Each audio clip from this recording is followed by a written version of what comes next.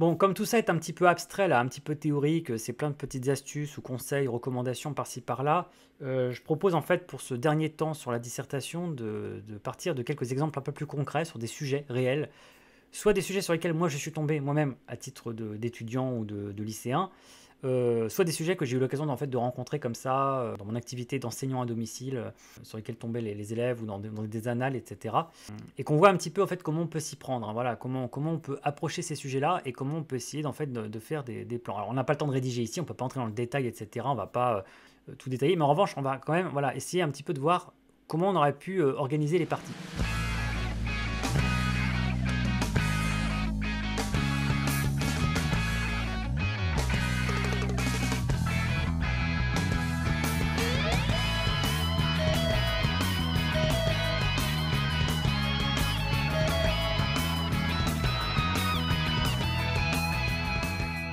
Alors, il y a un sujet de français, là, on va prendre une dissertation de français, qui m'a pas mal interpellé et marqué récemment, là, que j'ai vu passer, qui m'a surpris déjà parce que je l'ai trouvé plutôt généraliste, ce qui est de plus en plus rare malheureusement.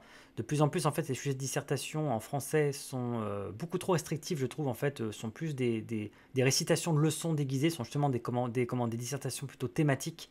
C'est-à-dire que voilà, c'est sur une œuvre au programme, et en fait, on demande en gros de réciter les notions, personnages en marge, etc. Enfin voilà, des trucs comme ça. Et c'est un peu dommage parce que du coup, ça manque un peu d'envergure intellectuelle. C'est vraiment en fait, voilà, de la récitation déguisée derrière un sujet de disserte. Voilà. Bon, bah, c'est sûr que ça paye si on a bien appris sa leçon, mais ça manque un petit peu comme ça d'esprit critique. Donc j'étais étonné parce que c'était un sujet non seulement qui était vraiment un véritable sujet dialectique, mais en plus qui volait un petit peu haut parce que qui n'était pas spécialement concentré sur une œuvre au programme, sur un livre en particulier, vraiment qui en plus pouvait ratisser très large et même se prêtait à parler d'autre chose que de littérature. Alors en français, faut jamais trop prendre le risque parce que bon, ils sont très butés et faut se risquer à maximum 2 exemples en cinéma et bien compenser par des exemples littéraires. Mais en tout cas, voilà, ce sujet-là, si on avait voulu, on aurait pu en fait faire un sujet de culture en général, en fait, hein, vraiment un sujet artistique. Donc bref, assez de teasing, le voilà le sujet. Le sujet c'était: un héros de fiction doit-il nécessairement susciter l'admiration? Un héros de fiction doit-il nécessairement susciter l'admiration? Alors, je ne sais pas si ça vous inspire, mais voilà, le sujet est intéressant parce que c'est un véritable débat. C'est-à-dire que la façon dont est formulée la question, c'est vraiment comme ça une espèce de question très ouverte au débat. Là, on voit vraiment qu'on peut aussi bien répondre oui ou non selon ce que l'on préfère. Et comment? Encore une fois, la question est large parce que ça parle de héros de fiction, ça parle même pas de héros de littérature. Donc si on voulait, on pourrait vraiment étaler la question sur les héros de films et de séries, ce que peut-être là, exceptionnellement dans ce podcast, on va se faire plaisir, on va pas se gêner pour faire. Voilà, je vais pas hésiter à puiser dans la... Voilà, en sachant qu'en littérature et en philo, il faut faire gaffe. Alors, pour ce sujet, on va appliquer notre méthode de doxa paradoxa. Parce qu'encore une fois, ça c'est un classique de la rhétorique antique et donc même de la philosophie, hein, parce qu'on peut traiter le sujet finalement à la fois littéralement et philosophiquement. Donc il s'agit d'abord d'identifier un petit peu ce que serait la doxa par rapport à ce sujet. Hein, ce que serait un petit peu la pensée commune, l'opinion commune, les idées reçues, les préjugés, et de fonctionner par raisonnement concessif par rapport à cette doxa. Donc on va d'abord commencer par faire genre qu'on est d'accord avec l'opinion commune, en tout cas l'expliquer, montrer un peu ce que penserait la majorité des gens, ce qu'on penserait a priori. Quel est l'a priori sur ce sujet? Quels sont les a priori sur ce sujet? Et dans un second temps seulement, bien sûr, on apportera toutes les nuances pour expliquer que finalement, c'est pas si simple que ça, que par-delà la doxa, on va être paradoxa et on va montrer que voilà, c'est plus compliqué. Donc, la doxa sur doit-on nécessairement admirer voilà, un héros de fiction? Un héros de fiction doit-il nécessairement susciter l'admiration? Alors, la doxa sur ce sujet-là, on va la prendre vraiment sur un angle, on va dire, quasi historique. C'est-à-dire que c'est moins une question de doxa au temps présent, parce que c'est vrai qu'au temps présent, on va avoir l'occasion de le voir, et vous le sentez peut-être venir, les gens peut-être auraient tendance à répondre non à cette question, parce qu'aujourd'hui, on s'est beaucoup habitué à avoir des anti-héros, etc., on aime beaucoup ça. Mais ça, c'est extrêmement récent. C'est vraiment récent, c'est vraiment moderne d'avoir développé, ça va être le sujet sans doute de notre seconde ou troisième partie. Ça va vraiment être comment... c'est vraiment très récent en fait cette manie comme ça bref, quasiment développer de l'admiration pour des anti-héros. Donc la doxa sur ce sujet-là, clairement, elle est plutôt du côté que, bah oui, a priori, vous voyez, a priori, le principe même d'un héros, un héros, c'est quand même de devoir susciter l'admiration. Et que, normalement, pour s'identifier à lui et pour se passionner pour ses aventures et pour avoir envie de le suivre, on a quand même besoin donc de l'admirer et donc qu'il suscite l'admiration. Et donc s'il suscite l'admiration, c'est qu'il a des qualités. Voilà, vous voyez, il faut tout découper comme ça. Voilà. On a besoin de s'identifier à lui et surtout de vouloir le suivre. Pour le suivre, on a besoin de l'admirer. Et pour l'admirer, on a besoin qu'il ait des qualités qui suscitent cette admiration. D'où le fait que c'est un héros. Donc, a priori, effectivement, un héros de fiction doit nécessairement, oui, alors nécessairement, le mot nécessairement, en fait, il a un sens quasi philosophique, parce que la nécessité en philosophie, c'est ce qui ne peut pas ne pas arriver. Ça ne pouvait qu'arriver. Voilà, c'est ça la nécessité. C'est vraiment comme une loi physique. La gravité, par exemple, c'est nécessaire. La nécessité de la gravité, ça ne peut qu'arriver. Ça ne peut pas ne pas arriver. L'opposé de la nécessité en philosophie, c'est la contingence. La contingence, c'est ce qui peut arriver ou ne pas arriver. Voilà, c'est un peu le hasard, le chaos. Voilà. Donc là, quand on dit que ça doit nécessairement susciter l'admiration, c'est vraiment que c'est obligatoire, c'est obligé. Bon, vous voyez, le mot est très fort quand même. Mais bon, on va faire une première partie vraiment où on va mettre en évidence comme ça cette doxa et on va expliquer toutes les bonnes raisons pour lesquelles effectivement ça semble tenir du bon sens que un héros doit nécessairement susciter l'admiration chez le lecteur, chez le spectateur, et que c'est pour ça qu'on l'aime, pour ça qu'on a envie de le suivre, c'est pour ça que l'histoire fonctionne, c'est pour ça que c'est le héros. Pour ça, on a même carrément des arguments, et c'est là qu'il faut avoir un peu de culture générale et littéraire pour encore plus bétonner l'histoire.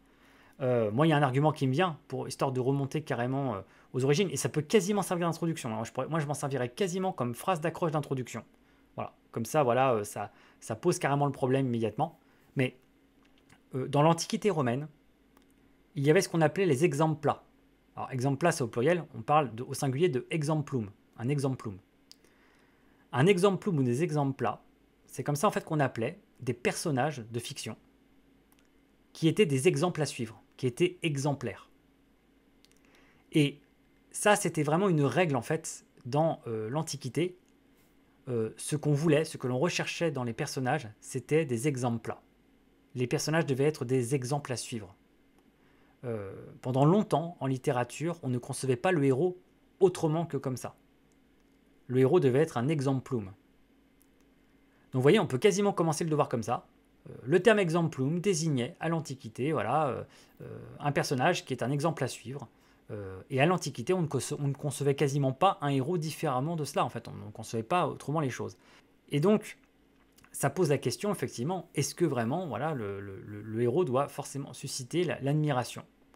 Bon, ça c'était à l'Antiquité, et donc une fois qu'on aura étayé ce point de vue dans notre partie de façon concessive, on aura montré un max d'exemples et aussi de bonnes raisons pour lesquelles un héros de fiction aurait tout intérêt à susciter notre admiration. Là, on pourra passer à la seconde partie, beaucoup plus nuancée, en disant maintenant qu'on a dit ça, dans un second temps, voilà, après cet a priori, la question se pose à nouveau. Pendant longtemps, effectivement, la littérature a favorisé des exemples-là, des héros exemplaires qui suscitent notre admiration, ce qui faisait que c'était effectivement des héros. Mais depuis maintenant pas mal d'années, on observe en fait une espèce de renouveau dans la fiction, de bouleversement dans l'approche de la fiction, et ça fait quand même un petit moment que ça dure, ça fait même des dizaines d'années, voire on peut quasiment parler en siècles parfois, avec l'apparition et le développement de héros qu'on peut qualifier de anti-héros. Le terme anti-héros est assez moderne, et qui remet complètement en question cet a priori, puisque le anti-héros ne suscite pas du tout l'admiration, c'est pour ça que c'est un anti-héros normalement, il ne suscite pas l'admiration. Et donc là, en fait, on prend vraiment le contre-pied de ce qu'on attendait pendant si longtemps en fait d'un personnage principal. Et tout d'un coup, en fait, on va chercher l'inverse. On va chercher quelqu'un qui commet des erreurs, qui fait des mauvais choix, qui commet le mal carrément, qui commet le mal volontairement, qui peut-être refuse de se repentir, où on se met dans la peau d'un personnage vraiment mauvais. Voilà, on est quasiment dans la peau de l'antagoniste, en fait, dans la peau de l'antagoniste, d'un méchant. Ou en fait, celui qui aurait été traditionnellement le héros, en fait, est réduit au rôle de personnage secondaire, ou d'antagoniste, justement. On inverse les rôles. Voilà, donc là, en fait, il y a toute une quantité d'exemples à donner sur la façon dans la fiction, depuis maintenant des années, c'est très nettement développé la figure de l'anti-héros qui ne suscite pas du tout l'admiration, en tout cas qui n'en est pas digne. S'il la suscite, en tout cas, il n'en est pas digne, il n'est pas censé la susciter. Alors, il y a des exemples en littérature, bien sûr. Voilà, alors c'est là que ça se complique parce qu'il faut avoir de la culture littéraire et générale, bien sûr. Mais si on traitait le sujet de façon plus pop culture, de façon générale, ben, là, les exemples sont très nombreux parce que dans les séries télé, en particulier, ça prolifère. Alors, l'exemple devenu canonique, c'est Walter White dans Breaking Bad. Walter White dans Breaking Bad, c'est vraiment devenu l'exemple canonique du héros qui ne suscite pas du tout l'admiration, au contraire, le mépris et le dégoût. C'est un anti-héros absolu. Aussi bien parce qu'à la base, c'est un mec complètement ordinaire, donc c'est un anti-héros au sens où il n'est pas du tout héroïque, mais en plus, il est carrément voilà, infréquentable. Donc, et pourtant, qu'est-ce qu'on constate? La série a eu un succès énorme. Breaking Bad, c'est une série culte qui a énormément plu, qui a eu beaucoup de succès et qui est extrêmement respectée. Beaucoup de gens considèrent cette série comme leur préférée. Alors ça questionne quand même, parce que carrément leur préféré, quoi. Voire même leur personnage préféré. Alors là, c'est encore plus questionnant. Attends, ton personnage préféré, c'est Walter White, t'es sérieux là? Voilà, alors là, on est dans l'anti-exemplum, là. Donc, clairement, il s'est passé quelque chose dans la modernité. C'est bizarre. Et on peut quand même répondre à la question, du coup, déjà, un début de réponse. Bah, manifestement, non. Un héros ne doit pas nécessairement susciter l'admiration. La preuve, aujourd'hui, plein de héros ne suscitent pas du tout l'admiration, voire même tout le contraire. Et malgré tout, sont considérés comme des héros, ou en tout cas sont appréciés, passionnent par leurs histoires et leurs aventures. Donc manifestement, ce n'est pas quelque chose d'indispensable pour les spectateurs ou pour les lecteurs. Maintenant qu'on a dit ça, on peut quand même éventuellement se questionner, mais pourquoi les gens se sont pris à tel point de passion pour les anti-héros et ont délaissé les héros? Alors là, on peut entrer dans une phase un peu plus critique que moi, personnellement, j'aborderai. Moi, c'est vrai que j'ai un regard un peu critique là-dessus, et moi, j'aurais tendance à entrer dans un moment, dans une partie où je dirais le délaissement des héros illustre que pendant longtemps, on a aimé en fait des héros comme ça, on va dire parfaits, des héros qui étaient vraiment des super-héros quasiment, en fait, des gens vraiment comme ça, héroïques, exemplaires, vertueux, qui avaient fait un peu toutes les vertus, toutes les qualités et qui suscitaient l'admiration, ne sont plus autant adaptés à nos sensibilités modernes et contemporaines. Pourquoi? Eh bien, assez tristement parce qu'elle les offense presque. Elle les offense. Pourquoi? Parce qu'aujourd'hui, c'est là que ma partie misanthrope se réveille, aujourd'hui les gens sont tellement minables, sont tellement médiocres, on a tellement perdu nos repères, on a tellement perdu nos valeurs, qu'on se sent presque agressé ou offensé par la perfection, ou par l'idéal, ou par la vertu, ou par les qualités. Les héros aujourd'hui, en fait, les gens ne les supportent plus parce que l'époque est tellement anti-héroïque qu'en fait, ça nous renvoie à quelque chose déjà de complètement surréaliste, mais en plus, ça culpabilise les gens, ça leur envoie un reflet qu'ils n'aiment pas. Parce qu'en fait, c'est vrai qu'on peut voir le héros comme un exemple, et ça c'est cool, ça incite à le suivre, ok? Mais en fait, les gens le voient surtout comme un miroir. Et le miroir, il vous renvoie juste votre reflet. Et pour beaucoup de gens, c'est insupportable en fait, de voir l'écart gigantesque qu'il y a entre le héros et eux. Il y a beaucoup trop d'écart entre le héros et eux. Et ça, ils ne le supportent pas. Ça crée une blessure narcissique. Et donc, beaucoup de gens, moi je soupçonne que beaucoup de gens adorent les anti-héros, sont plus à l'aise avec les anti-héros, pas pour des raisons dramaturgiques, narratives, etc., pas des choses bien profondes, mais parce que c'est tellement plus confortable de se confronter à plus minable que soi. C'est pratique. Vous sortez de la série, vous trouvez que vous êtes quelqu'un de génial, que vous êtes quelqu'un de super, que vous êtes mieux que le héros. Franchement, pendant longtemps, on n'avait jamais cette sensation d'être mieux que le héros d'une fiction, puisque le héros d'une fiction était toujours meilleur que nous. Et aujourd'hui, on a l'impression que les gens, par complaisance ou par cynisme, aiment se complaire dans l'idée voilà, qu'ils sont mieux que les héros de leur fiction, que eux valent mieux, que eux sont plus purs, etc. Forcément, parce que le niveau des héros de fiction est tellement indigent, tellement bas moralement, c'est tellement des crapules, que c'est pratique. Alors, on peut y ajouter aussi une lecture quasiment aristotélicienne, on peut penser à la catharsis d'Aristote dans l'art poétique. Aristote qui dit que la tragédie elle a un but cathartique, la catharsis, c'est-à-dire qu'elle nous purge de nos passions négatives. On peut dire aussi que l'anti-héros a la fonction pratique de mieux évacuer les émotions négatives en fait. C'est-à-dire qu'on peut à travers lui évacuer notre agressivité, notre violence, notre rancœur, notre haine, tous ces sentiments négatifs qu'on n'arrive pas à exprimer dans la réalité. L'anti-héros est plus pratique pour les évacuer que le héros. Le héros nous renvoie l'idée qu'il faut les maîtriser, qu'il faut les dominer, qu'on ne peut pas les exprimer, que c'est pas gentil, etc. Et ça ne nous aide pas beaucoup. C'est vrai que se confronter à la violence, à beaucoup de négativité, va peut-être avoir un effet beaucoup plus salvateur paradoxalement, beaucoup plus purgateur et va mieux équilibrer les émotions. On peut aussi voir le côté vertueux de la chose aussi, vous voyez, pas forcément le côté cynique et complaisant de gens comme ça qui aiment bien se comparer à moins bien qu'eux. Mais en tout cas, voilà, c'est vrai que le héros nous met face à un niveau d'exigence morale qui peut complexer ou qui certains ne supportent pas. Et donc vont préférer se tourner vers les anti-héros. Mais c'est vrai qu'il y a aussi cette fascination pour le mal, voilà, qui pour le coup là n'est même pas cathartique en fait. C'est que les gens, manifestement, sont fascinés par le mal, d'où la fascination pour les faits divers, pour les tueurs en série, le nombre de séries consacrées aux tueurs en série.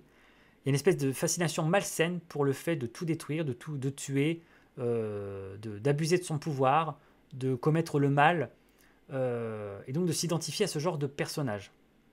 Alors là, vous voyez, on entre dans une ultime ambivalence, qui sera un petit peu la dernière ambivalence du sujet pour moi. À quel moment quelqu'un qui n'est pas un héros suscite malgré tout l'admiration? Parce que là, la question c'était, est-ce que le héros a besoin de forcément susciter l'admiration? On a vu que non. Parfois, le héros ne suscite pas l'admiration, mais c'est pour ça qu'on l'aime, parce que justement, il ne suscite pas l'admiration, c'est plutôt le contraire. Mais que se passe-t-il quand le héros, qui ne mérite absolument pas notre admiration, malgré tout la suscite? On a un héros qui est une grosse merde, mais qui malgré tout suscite l'admiration. Et ça arrive beaucoup malheureusement aujourd'hui avec, encore une fois, des anti-héros, où on voit des gens qui devraient les détester, qui disent « c'est mon personnage préféré ». Et là, vous vous demandez s'ils ont bien compris l'histoire, vous dites « mais attends, c'est quand même quelqu'un qui est un tueur en série, un violeur, enfin, tu l'admires. Ouais, mais il est trop intelligent, il est trop machin, etc. » Et là, on voit le problème donné en fait au fait de transformer en héros des anti-héros. Tant que le anti-héros reste un anti-héros, bon. Mais quand les anti-héros sont héroïsés, là, on entre dans un autre problème. Et aujourd'hui, on est entré presque dans la troisième phase. On a eu la première phase où on avait des exemples plats et des héros. On a eu la deuxième phase où on s'est intéressé aux anti-héros. Voilà, à ceux qui sont, voilà, on va dire, soit des gens ordinaires, normaux, qui n'ont rien de super-héros, soit qui sont carrément des gens mauvais. Mais on ne les admirait pas du coup. Il n'y avait pas d'admiration, mais on explorait d'autres émotions. Et là, on est passé à la troisième phase, qui est le moment où on se met à admirer des anti-héros. Donc l'admiration d'origine qu'on cherchait avec les exemples plats, on va le trouver avec des contre-exemples plats. Ce qui devient plus problématique parce qu'on se met à admirer des crapules. Et ça, c'est assez flagrant, avec moi un phénomène qui m'horrifie, c'est la passion des gens pour les films de gangsters, de voyous et de mafia. Et quand on voit le succès du cinéma de Scorsese et de Tarantino, on ne peut pas dire que c'est anecdotique. Les gens sont fascinés par les trafiquants de drogue, les délinquants, les meurtriers, les voyous, les psychopathes, les tueurs en série, les mafieux, que des ordures, moi qui me répugnent, et les gens les admirent, adorent, sont fascinés. Donc là, il commence à y avoir vraiment un vrai problème de cynisme. Pour ma part, je terminerai la réflexion, le développement, voire je ferai comme ouverture, ça pourrait être une ouverture, sur un texte de Jean-Jacques Rousseau, qui s'appelle la lettre à d'Alembert sur le théâtre. C'est comme ça que ça s'appelle, lettre à d'Alembert sur le théâtre, parce que c'est une lettre. Alors c'est un texte un peu mineur, hein, c'est pas le contrat social ou l'origine des inégalités entre les hommes, ou ni la Nouvelle Héloïse, ni les Confessions, ni les Rêveries du promeneur solitaire, mais c'est un de ces textes quand même voilà, qui est resté fameux. La lettre à d'Alembert, c'est la lettre donc, que Rousseau a écrite au dit d'Alembert, donc le camarade de Diderot qui a coécrit l'encyclopédie, où en fait Rousseau et foudrage en fait et pète un câble, en fait, un coup de colère à propos de l'article théâtre que d'Alembert a écrit dans l'encyclopédie. Il n'a pas du tout apprécié l'article. Parce que dans son article d'Alembert, en fait, parle du théâtre et du coup explique qu'il faudrait qu'il y ait des théâtres dans chaque ville. Voilà, que toutes les villes devraient avoir des théâtres. Parce qu'il dit c'est important que les gens aillent au théâtre, c'est cool, il prend la défense du théâtre. Rousseau, qui est un Genevois, hein, qui est un auteur suisse, qui est un auteur de sensibilité plutôt protestante, hein, voilà, hein, qui est le vicaire savoyard, voilà, qui a du coup une morale plutôt rigoriste et qui a un rapport extrêmement ambivalent aux sciences et aux arts. Hein. On rappelle aussi son autre écrit, Discours sur les sciences et les arts, c'est un des premiers écrits de Rousseau.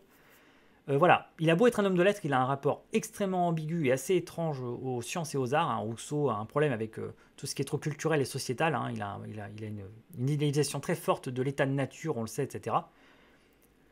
Lui n'est pas du tout d'accord avec d'Alembert. Pense que d'Alembert a tort sur le théâtre et qu'au contraire, il faudrait qu'il y ait moins de théâtre et que les gens aillent moins au théâtre.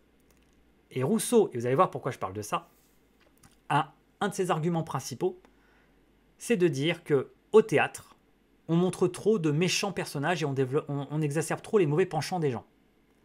Il reproche deux choses. Il dit soit, en gros, on fait des pièces à la Molière où en fait on met en avant les défauts de quelqu'un, les soi-disant défauts de quelqu'un, et on vient pour s'en moquer. Ce qui fait qu'en fait, il dit, on développe chez les gens le sens de la moquerie, le fait de prendre de haut les gens qui sont pas aussi bons que nous. Voilà, on apprend comme ça à se moquer, à dédaigner, à mépriser. Voilà, donc déjà, il n'aime pas le fait qu'on tourne en ridicule certains défauts humains. Et de l'autre, et c'est là que ça nous intéresse vraiment pour notre sujet, il dit que dans les pièces de théâtre, les méchants, trop souvent, ont beaucoup trop de charisme en fait, sont beaucoup trop charismatiques et que la conséquence dramatique, c'est que les gens les admirent. Il dit que les personnages négatifs, les anti-héros, les méchants, sont beaucoup trop valorisés par les pièces de théâtre et que les gens, souvent, retiennent davantage le méchant plutôt que le gentil. Et que du coup, pour lui, ça a une mauvaise influence sur les gens. Alors là, vous voyez, c'est une ouverture intéressante pour notre sujet parce que Rousseau lui-même, il y a déjà plus de 200, enfin presque 300 ans, met en garde en disant attention parce que la fiction aime un peu trop valoriser les anti-héros au détriment des héros. Et en fait, les gens se mettent à admirer, vous voyez, à admirer les méchants, les antagonistes, les anti-héros plutôt que les héros. Voilà. Et ça peut poser un problème moral.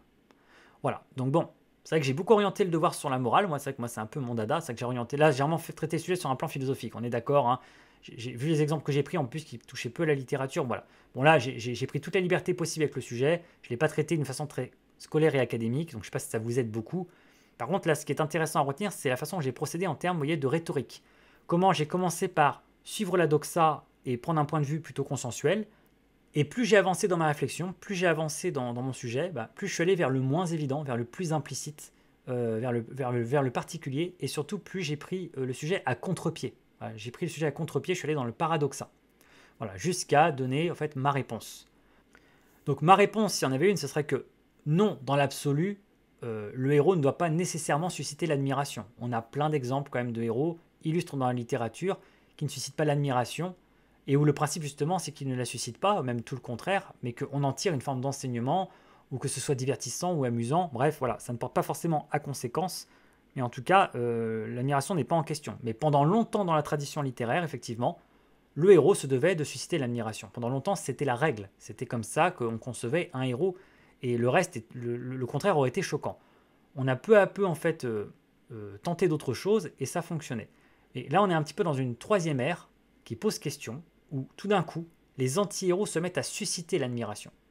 Et là, ça pose peut-être des questions d'ordre moral, sur notre positionnement par rapport à la morale, et peut-être sur une errance en termes de principe.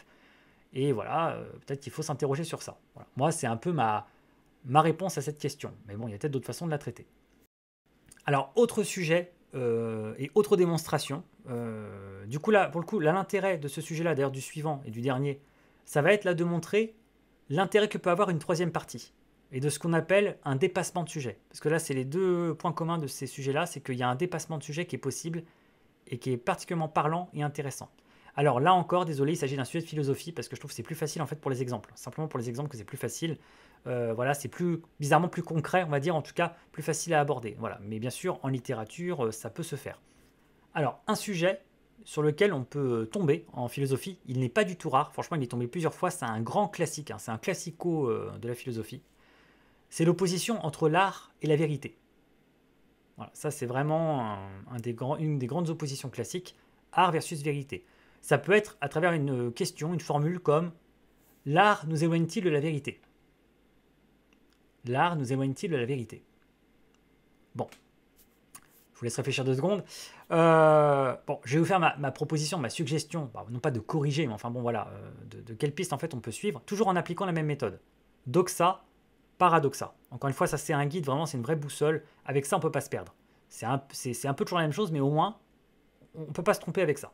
Doxa, paradoxa. Donc je vous pose la question, quelle est la doxa dans l'art nous éloigne-t-il de la vérité? Plutôt oui, plutôt non. Que dirait la doxa? Que dirait le con moyen? Pensez micro-trottoir dans la rue, le premier convenu, qu'est-ce que les gens diraient? Il est probable que, a priori, toujours l'a priori, les gens diraient que, bah oui, l'art nous éloigne de la vérité, et c'est pour ça que c'est l'art, et que c'est pour ça limite qu'on l'aime, hein, parce que voilà, il nous éloigne de la vérité. Voilà, bah oui, bah, l'art, bah, bien sûr, c'est pas vrai l'art, voilà, l'art c'est justement, c'est le plaisir du faux, c'est le plaisir de l'invention, etc. Donc on sait que notre doxa, sur ce sujet-là, va être, a priori, de dire que bah oui, l'art nous éloigne de la vérité, et justement même de s'y complaire en disant et c'est bien pour ça qu'on l'aime, c'est bien pour ça que c'est l'art. Vous voyez, c'est même pas un défaut en fait, hein, il ne s'agit même pas de critiquer. Oui, l'art nous éloigne de la vérité. Ce qui, sur le plan philosophique, peut sembler problématique, mais en fait, voilà, c'est en même temps ce qu'on recherche. Hein. On a, pour la vérité, on a la science, certains diraient, voilà. Et donc l'art, c'est le contraire de la vérité. Donc ça, ce sera notre première partie, vous voyez. Toute une partie, en fait, où on va expliquer, exposer, illustrer par des exemples que, en effet, a priori, l'art, et c'est sa fonction, nous éloignerait de la vérité. Et que ce serait tout son charme et tout son intérêt. Et que la vérité serait, voilà, le domaine d'autres disciplines. Deuxième temps, alors là, on est dans le oui, mais. Hein, donc oui, l'art nous éloigne de la vérité. Mais. Hein, donc là, il ne s'agit pas de dire non, hein, c'est pas oui, non. C'est oui, mais. On va apporter une nuance, et une nuance cruciale. Là, on fait vraiment un gros virage sur le plan conceptuel.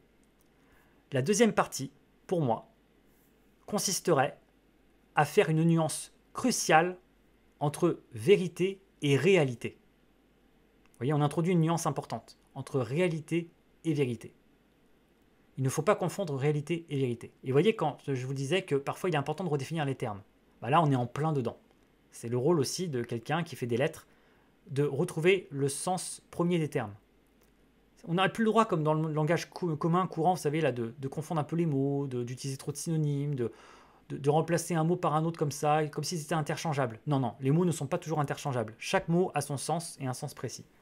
Donc là, on entre dans des nuances sémantiques, ce qu'on appelle des nuances sémantiques. Hein, la sémantique, les mots. Donc les nuances de mots. La vérité n'est pas la réalité. La réalité n'est pas la vérité. Il faut distinguer ces deux concepts. La réalité, c'est la réalité tangible et matérielle. La réalité, c'est le monde réel qui nous entoure, c'est le monde physique, le monde soumis aux lois physiques, c'est le monde de l'espace et du temps, c'est le monde de la matière, c'est le monde de la gravité. Bref, c'est le monde observable par la science. La réalité, c'est le domaine d'observation de la science et c'est le domaine privilégié de la science. La science observe la réalité et en rend compte et nous aide à la comprendre et à l'interpréter. Donc la réalité, c'est la réalité, elle est non négociable. La réalité, c'est vraiment la réalité, elle est ce qu'elle est. Hein, voilà, elle ne souffre quasiment pas de point de vue. Hein. La réalité, elle est mesurable, calculable, démontrable. C'est le monde de la science. C'est le monde réel. La vérité, attention, ce n'est pas la réalité. La vérité, c'est une notion philosophique. La vérité, c'est un jugement de valeur. Qu'est-ce qui est vrai, qu'est-ce qui est faux? Alors, attention, je ne vais pas vous faire un truc de post-vérité en disant que la vérité, ça n'existe pas et que le vrai, le faux, après tout, qu'est-ce que c'est? Non, non, la vérité dans la vie, ça existe. Il y a des choses qui sont vraies, d'autres qui sont fausses. Il y a des choses qui sont passées à une date et pas à une autre. Il y a des choses qui sont vraies, d'autres qui ne sont pas vraies. Voilà. Donc il ne s'agit pas là de faire des contre-vérités ou de la post-vérité. Mais la vérité, avec un grand V, là on prend la vérité avec un grand V, c'est une notion philosophique. Ce n'est pas une donnée physique, etc. C'est une notion philosophique. C'est la vérité. L'amour vrai, l'amitié vraie, la vraie justice, la vraie liberté. Quand on met vrai comme ça devant ces mots-là, c'est vraiment une façon de dire que c'est de l'authentique, mais une authenticité conceptuelle. C'est abstrait. La liberté, l'amour, la vérité ne sont pas des notions mesurables, calculables, ce ne sont pas des notions de physique. Elles n'existent pas dans le monde physique. C'est l'humain qui les a conceptualisées, c'est l'humain qui les a identifiées, qui les a presque inventées pour certaines. Elles n'existent pas à l'état, on ne peut pas les trouver dans l'espace, dans le ciel, on ne peut pas les observer avec un microscope ou alors au contraire avec un télescope. Voilà, ce sont des concepts humains. Donc la vérité, c'est une espèce comme ça d'idéal humain. C'est un idéal, c'est plus fort qu'un concept, c'est un idéal humain.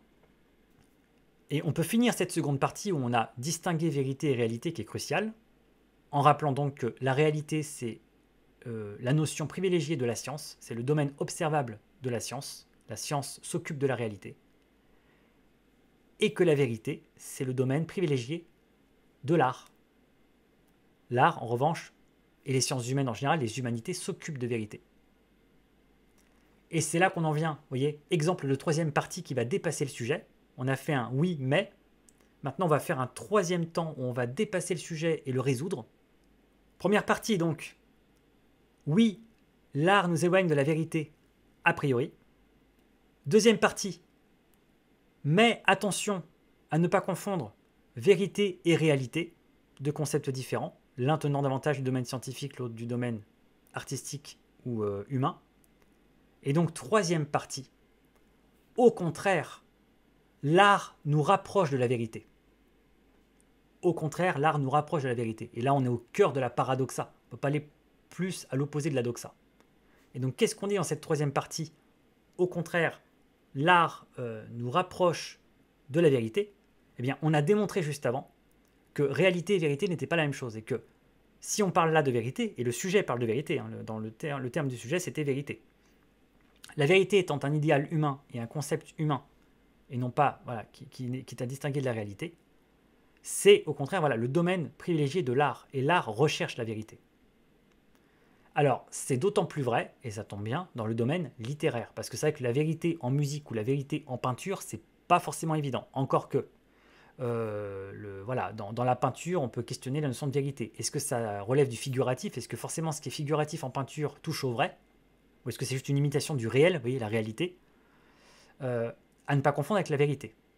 En d'autres termes, certains pourraient penser que un tableau cubiste de Picasso, un tableau abstrait cubiste de Picasso, bien que ne dépeignant pas la réalité, parce que du coup la réalité, voilà, là, elle n'est pas représentée de façon figurative, on ne la reconnaît pas, pour autant touche à une forme de vérité. On peut penser à Guernica.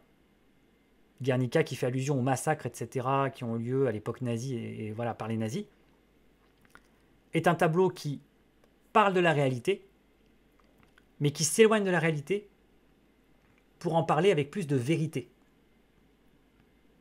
Voilà, bon, là, avec la peinture, la démonstration devient un petit peu plus what the fuck, ok. Et en plus, ça se cite moins souvent dans un devoir. Donc on va revenir à de la littérature, parce que là, on est au cœur du truc. Les écrivains ont toujours utilisé la fiction, donc quelque chose qui n'est pas réel. Hein. La fiction, par définition, c'est ce qui n'est pas réel. Hein. Quelque chose de fictif, c'est le contraire du réel. Donc, par définition, la fiction littéraire est l'opposé du réel. Ok. Donc elle nous éloigne de la réalité. Mais quel est son objet? Quel est l'objet de son enquête, de sa recherche, ce qu'elle essaie de toucher? Elle essaie de toucher à la vérité humaine. La vraie grande littérature, la bonne littérature, essaie de toucher à la vérité humaine. C'est entre autres, alors là si on a des références et de la culture et des exemples, la grande démonstration magistrale de la fin de La Recherche du temps perdu de Marcel Proust, dans Le Temps retrouvé. Il y a cette extraordinaire cinquantaine de pages où Proust fait un petit peu la profession de foi de son œuvre et de sa démarche d'artiste et fait un petit peu la conclusion de La Recherche du temps perdu et explique que la véritable vie se trouve dans l'art. L'art n'est pas le monde réel, n'est pas la réalité, mais la vérité se trouve dans l'art et la véritable vie se trouve dans l'art. Et que c'est par l'art, par la fiction, par la philosophie, par la psychologie, par la littérature, qu'on accède à des vérités humaines qui nous sont cachées dans le monde réel. La réalité nous cache des vérités que seule la fiction, paradoxalement, nous éloignant de la réalité, va nous révéler. Proust va encore plus loin parce que, justement, lui, il parle en fait, de cette association entre la réalité et la science. Il dit que la science, justement, son domaine privilégié, c'est la réalité, l'observation de la réalité. Et donc que l'art, son domaine d'observation privilégié, c'est la vérité. Donc il en parle bien de tout ça. Mais Proust prolonge le parallèle jusqu'à dire que l'artiste, quand il est vraiment doué, va pouvoir en fait, grâce à ses écrits, grâce à son œuvre, dégager des lois. Dégager des lois humaines. Vous voyez, c'est fort les lois, parce qu'on parle des lois de la gravité, les lois de la science. On a l'habitude d'utiliser les lois pour des choses très, très fortes en fait, hein, voilà, touchant en fait aux réalités physiques. Et lui, en fait, il les applique aux réalités humaines. Voilà. On va dégager des lois humaines. Dégager des lois sur les comportements humains, sur les traits humains, sur les attitudes humaines, sur la lâcheté, le courage, l'amour, le désir, la jalousie, la moralité, etc. Voilà. Le rôle de l'écrivain, dégager des lois humaines et toucher à la vérité de l'être humain, des émotions humaines. Donc, démonstration faite par bien des écrivains. Voilà. Au contraire, l'art nous rapproche de la vérité. C'est même une de ses fonctions principales. L'art, et en particulier l'art littéraire, la littérature ou la philosophie, vise à nous rapprocher de la vérité. Notre vérité, la vérité de nos sentiments, la vérité de nos idées, la vérité de notre condition humaine, qui est différente de la réalité. La réalité, c'est tangible, c'est matériel, c'est objectif. Là, on est dans la vérité en tant que donnée idéaliste et humaine. Voilà pour cette démonstration de plan pour une dissertation sur ce sujet de philosophie. Là, c'est un exemple de comment on peut procéder, comment la pensée, vous voyez, progresse au fur et à mesure du plan. Alors, il y a un autre sujet, là c'est un exemple un peu plus rapide que je donne un peu comme ça dans la même veine, où on peut faire comme ça un dépassement de sujet intéressant, c'est avec le rapport travail-bonheur.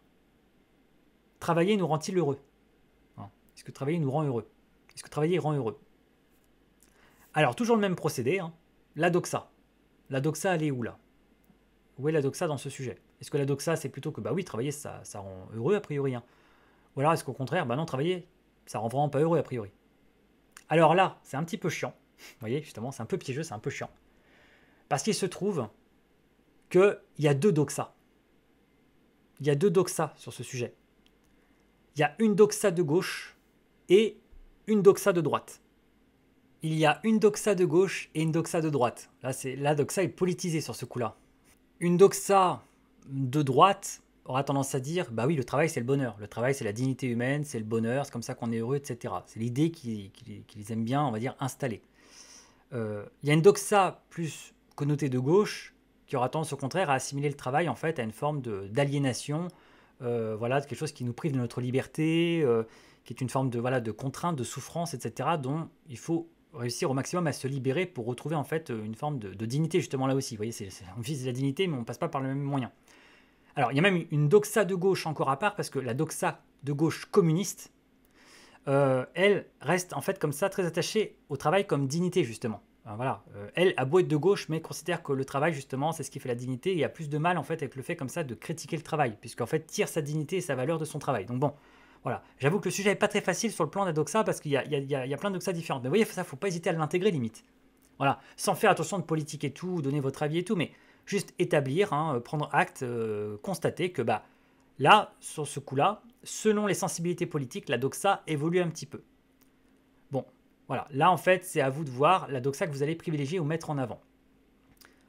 Moi, par exemple, là, je vais décider que, quand même, globalement, même les gens qui, au fond, parfois sont voilà, de gauche, etc., vont, parce que, imaginons encore une fois, pensons micro-trottoir, pensons, voilà, les gens qui sont interrogés, qui vont vouloir répondre, pour faire bien, vouloir dire quand même, ah bah oui, le travail, oui, ça peut rendre heureux, bien sûr, oui, carrément. De toute façon, voilà, un bon travail, c'est censé nous rendre heureux quand même, etc. Enfin, surtout qu'en plus, ça sert un peu le discours de l'époque, hein, il faut être heureux au travail idéalement, etc.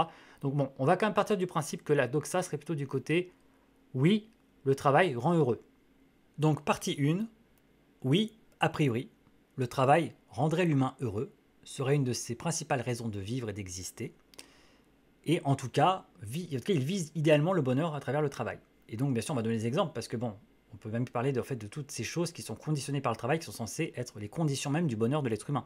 C'est-à-dire, avoir de l'argent, pouvoir s'offrir un peu ce qu'on veut, se payer un toit, se payer à manger, enfin se loger, se nourrir. Tous les besoins humains fondamentaux qui conditionnent le bonheur sont souvent soumis au travail. Alors, on peut aussi dire à un chantage au travail, hein. Il y a un chantage au travail pour obtenir des choses aussi vitales et essentielles au bonheur humain que le logement, la nourriture, etc. Mais en tout cas, voilà, tout ça est intimement lié.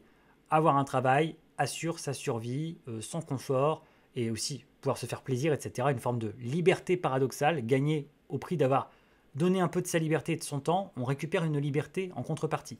Voilà, donc bon, il s'agit de développer un peu tout ça. On peut même citer la phrase de Marx, hein, dans Le Capital. Marx parle du travail comme une nécessité anthropologique de l'être humain. Donc, vous voyez, hein, Marx n'était pas contre le travail, hein, mais encore une fois, c'est de la mentalité communiste. Hein. Voilà, hein, une nécessité anthropologique. Hein. Donc une nécessité, on rappelle en philosophie, encore une fois, c'est ce qui ne peut pas ne pas être. Ça ne peut pas être autrement. Hein, c'est une espèce d'obligation. Voilà, donc une nécessité anthropologique, c'est-à-dire que c'est dans la fonction même de l'homme, dans sa nature même de travailler. Alors ça peut sembler bizarre parce qu'on pense industrie, etc. et tout, mais en fait, quand on y pense, c'est même c'est cohérent avec le monde animal. Certes, les animaux ne travaillent pas au sens voilà, industriel comme on se le représente, voilà, pointé au travail, etc. L'industrie, les usines et tout, bien sûr, il n'y a pas ça chez les animaux. On n'a pas institutionnalisé le travail, il n'y a pas de travail comme ça. Mais les animaux travaillent pour leur survie. Un animal doit se bouger les fesses, doit sortir de sa tanière pour aller chercher à manger. S'il ne fait rien, s'il reste à rien faire, il va mourir. Les animaux travaillent à leur survie tous les jours, doivent se bouger pour aller chercher à manger. Une fois qu'ils l'ont fait, c'est vrai qu'ils ont entre guillemets plus rien à faire, ils n'ont plus qu'à se reposer. Hein, voilà. Mais c'est du boulot de chercher sa survie à manger. Hein. Voilà. Donc l'être humain fait ça, on va dire, de façon extrêmement civilisée, développée et voilà, élaborée, non pas en allant chasser, parce qu'en fait l'être humain a réparti les tâches en fait. Hein, on n'est pas tous responsables de notre propre chasse de nourriture. On a des êtres humains qui préparent la nourriture pour nous, qui vont la chercher, d'autres qui s'occupent voilà, d'abattre les animaux, de cultiver les légumes, les fruits, d'autres qui se chargent de les vendre, et donc nous sommes tous consommateurs de cela.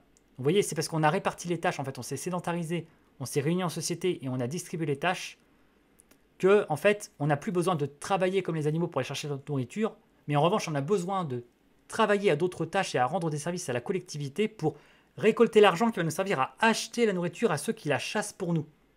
Hein, quelqu'un s'occupe de chasser la nourriture pour nous, et du coup, il demande une rémunération contre ce service, et nous, on doit faire d'autres types de travaux qui lui rendent service à lui pour payer ça. Vous voyez, à la base, c'est du troc, et après, c'est devenu, bien sûr, des échanges de transactions financières. On peut aussi, bien sûr, parler, et ça c'est très important chez l'être humain, de la dimension sociale. Hein. Le travail est aussi ce qui crée parfois du lien social, ce qui fait qu'on a un rôle dans la société, on a une fonction, donc l'être humain, du coup, se sent, voilà, on va dire, utile, intégré, il côtoie des gens, etc. Voilà, donc bien sûr, le côté aussi humain. Alors, évidemment, là, le mais, hein, parce que là, on est encore dans un oui mais, le mais, va consister à nuancer tout ça, et à le nuancer fortement, parce que là, il est urgent de mettre un peu de nuance là-dedans, dans ce tableau idyllique, et bien sûr d'expliquer en quoi, dans la réalité concrète, en fait, après, au-delà de ces belles petites idées, le travail est en fait pour l'être humain une immense source de souffrance. Voilà. Il y a beaucoup de souffrance au travail, on parle de souffrance au travail. Donc là, hop, on fait machine arrière et on explique en quoi. Déjà, même l'origine, bien sûr, la fameuse étymologie, même si ça, je l'aurais plutôt mis en introduction en réalité. En introduction, j'aurais plutôt mis directement les définitions des termes, etc. Je pense que c'est en intro qu'ils font expliquer que l'étymologie du mot travail, tripalium, ça veut dire torture, c'est un instrument de torture.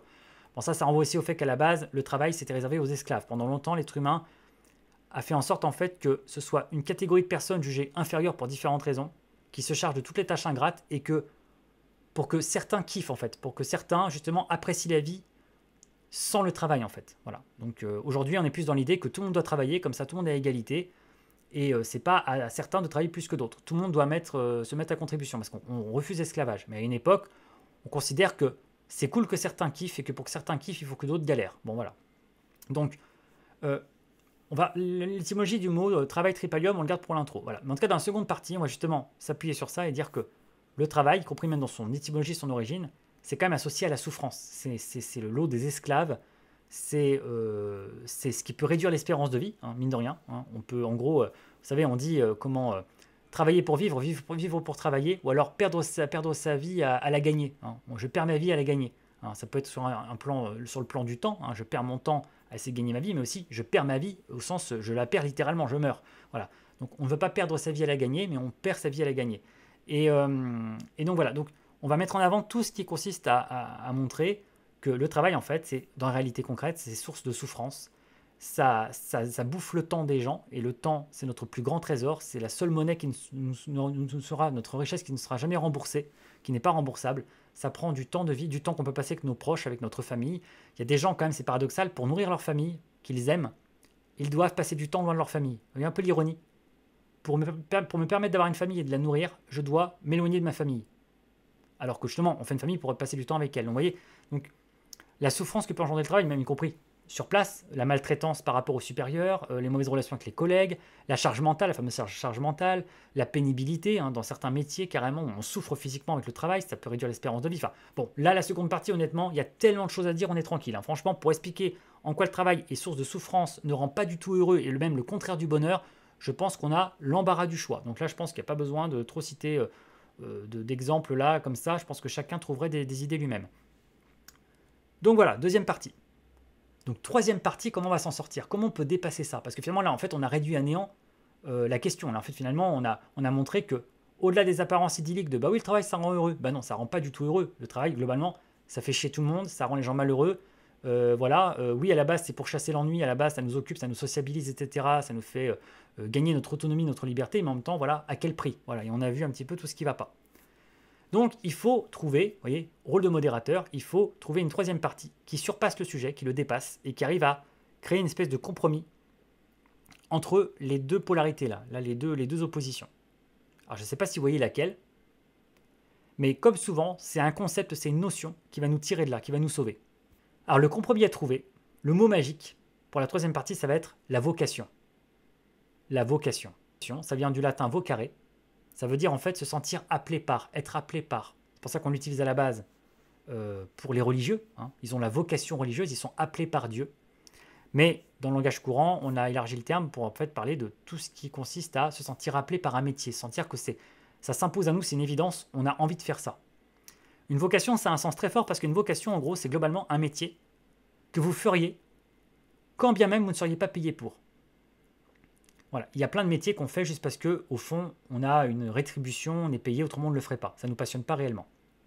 Une vocation, c'est un truc qui est tellement essentiel et important pour nous, qui est tellement au cœur de notre personnalité que, quand bien même on ne serait pas payé pour, on le ferait quand même. Voilà. Mais il se trouve que si en plus on peut gagner sa vie avec et travailler pour, tant mieux.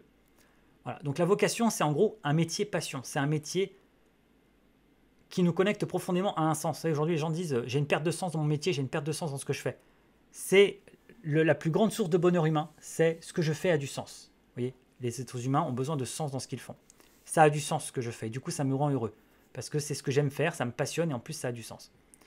Donc la vocation, comment? C'est vraiment comme ça qu'on va se sortir de la situation. C'est comme ça qu'on va trouver un compromis entre le fait que le travail, oui, c'est source de charge mentale, ça nous prend du temps, c'est source éventuellement de souffrance, il y a des soucis, ça peut être même pénible physiquement, etc. Bref, il y a plein de trucs qui peuvent ne pas aller avec le travail. Mais tout ça peut, entre guillemets, être mieux vécu, non pas disparaître, mais mieux vécu, mieux supporté par l'humain, si par bonheur, ce travail est sa vocation. Là, c'est le moment idéal pour citer cette phrase ultra fameuse qu'on a souvent vue en philosophie, de Albert Camus, tirée de son célèbre ouvrage Le mythe de Sisyphe, hein, justement qui traite de la question en partie du travail, hein, dans l'époque comme ça, dans l'ère industrielle et dans l'ère ouvrière, du sens de la vie, hein, avec l'incipit déjà qui est génial. Hein. Il n'y a qu'une seule vraie question philosophique, c'est le suicide. Répondre à la question de si la vie vaut la peine d'être vécue ou pas, c'est répondre à la principale question de la philosophie. Et il a raison, c'est génial. Est-ce que la vie vaut la peine d'être vécue ou pas? L'être humain est cet être qui, grâce à sa conscience, en ayant développé une conscience, a pris conscience de sa mortalité, se pose des questions quant au sens de la vie, et du coup se retrouve face à ce vertige de dire est-ce que la vie a du sens et est-ce que, là, maintenant que je sais que je vais mourir, mais en fait, pourquoi pas se foutre en l'air tout de suite? Pourquoi je suis là? Il n'y a que l'être humain comme ça qui est suicidaire. L'être humain est la seule créature au monde qui a des pensées suicidaires qui se suicide. On ne parle pas de se laisser mourir et de déprimer. Hein, un animal peut déprimer, et un animal peut se laisser mourir de chagrin, etc. Mais se laisser mourir, ce n'est pas se suicider. Je vous renvoie à Émile Durkheim. Pour ceux qui disent non, c'est pareil. Non, non. Émile Durkheim, qui est un sociologue, voilà, qui fait autorité, a très bien expliqué dans Le Suicide ce que c'est qu'un suicide. Un suicide, c'est vraiment aller au-devant de la mort consciemment. Et la précipiter, c'est pas se laisser mourir. Voilà. Donc l'être humain est la seule créature au monde, à notre connaissance, qui se suicide, qui se donne la mort. Et tout ça avec en plus un projet de mort vraiment, un projet philosophique de mort. Donc, bref, bon ça c'est l'incipit du mythe de Sisyphe. Mais nous ce qui nous intéresse c'est cette citation qui n'est pas l'incipit mais l'excipit. Oui, on passe de l'incipit à l'excipit, donc la toute fin du livre. La fameuse dernière phrase du mythe de Sisyphe, il faut imaginer Sisyphe heureux. Il faut imaginer Sisyphe heureux.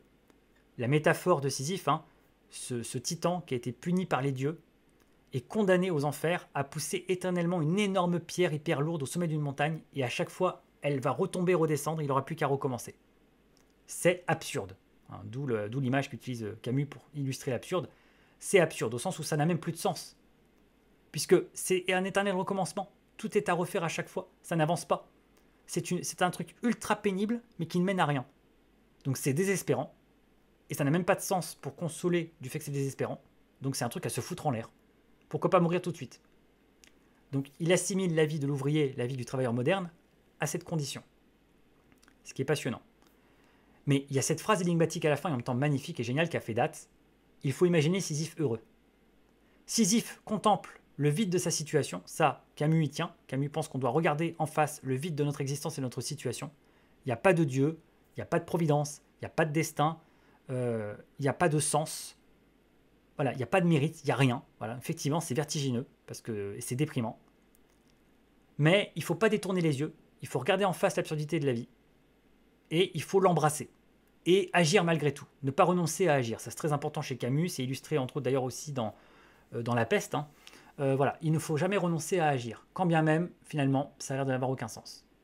Donc, il faut imaginer Sisyphe heureux, c'est cette idée puissante que, ouais, ça sert à rien, ouais, c'est pénible, mais je suis quand même heureux de le faire, ce qui semble être comme ça impossible. Hein. Mais voilà, c'est un peu le vertige de cette proposition.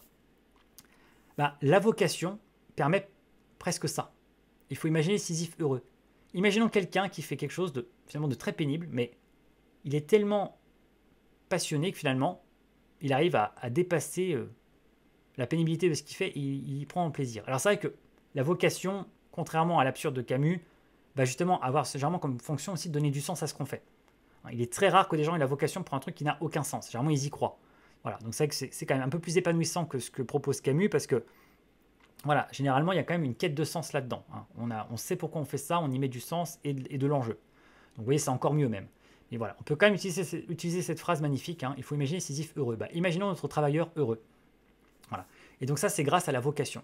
Le concept de vocation a été inventé par l'humain pour dépasser cette tension, a priori insurmontable, entre la nécessité anthropologique du travail selon Marx et de l'autre, la souffrance causée par le travail, encore plus dans l'ère moderne, et par la conscientisation de l'être humain, etc.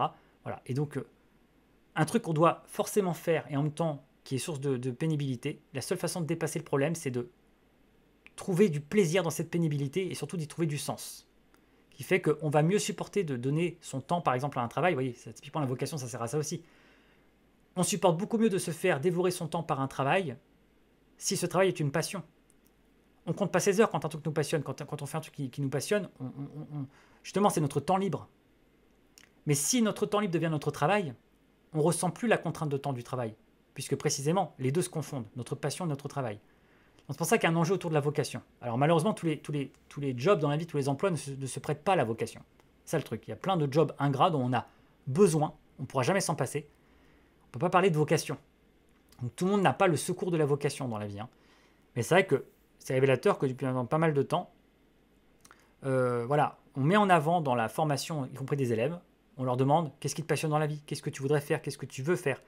On a une approche beaucoup plus dans l'esprit de vocation du travail parce que justement on essaie de limiter la souffrance au travail et que les gens vivent mieux leurs conditions de travailleurs, etc. Voilà, donc ça, ce serait un exemple de développement, vous voyez, encore une fois un exemple de dépassement de sujet, alors plutôt en dissertation de philosophie, mais en français on peut trouver des équivalents à ça. Et voilà comment on peut, vous voyez, faire progresser le raisonnement, d'une doxa à une paradoxa, et jusqu'à un surpassement qui essaie de résoudre le conflit entre les deux. Voilà pour les exemples concrets sur la dissertation. C'est sur ces exemples concrets que je vous laisse, parce que ça me semble être, voilà, je pense qu'on ne fera pas mieux que ça, on ne fera pas plus concret que ça. J'espère que du coup, toutes ces remarques vous ont aidé à mieux comprendre déjà ce que c'est qu'une dissertation, en quoi ça consiste, d'où ça vient, pourquoi on en fait, à quoi ça sert, mais évidemment aussi comment on s'y prend pour en faire une. Voilà, par quelle méthode on peut passer, quel type de raisonnement on utilise, etc. Et voilà, donc en espérant que ça vous aidera, et donc en vous souhaitant d'ores et déjà bonne chance, en vous disant merde pour les épreuves si vous en passez bientôt, et sinon en vous souhaitant bon courage pour votre année, si vous la commencez ou si vous la continuez, bref en tout cas. Si ça vous a plu, si ça vous a aidé, surtout n'hésitez pas à liker bien entendu, à commenter si vous avez des remarques, des retours, des questions, et évidemment à partager si voilà, vous sentez que ça peut être intéressant ou utile pour quelqu'un que vous connaissez ou pour d'autres personnes, voilà, vraiment n'hésitez pas. Et donc si vous avez aussi apprécié voilà, le contenu de la chaîne, n'hésitez pas à revenir pour d'autres vidéos et d'autres sujets.